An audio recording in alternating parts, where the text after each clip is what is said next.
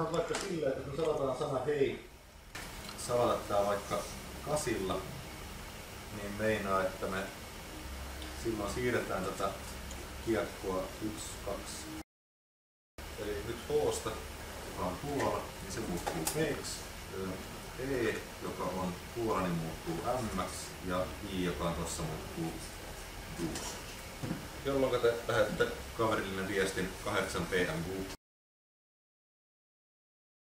Jos vaikka joku rampamummo yrittää mennä 3. kerrokseen, sit joutuu mennä rappusiin. No jos on lentokone 1 tunti, no se on... Ja 50. On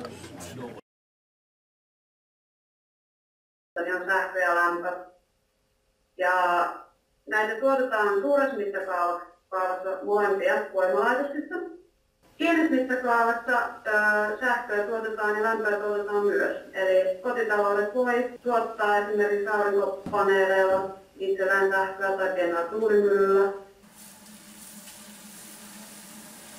Mitä tapahtuu, jos lisätään vähän pairia tonne?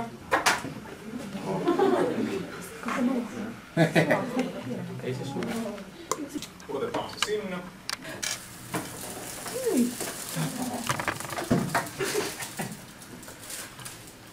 Tuliko reikää?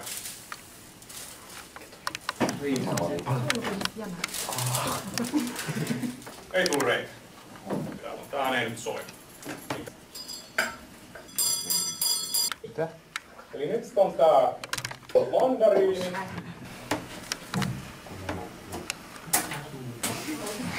Oho. Banaani.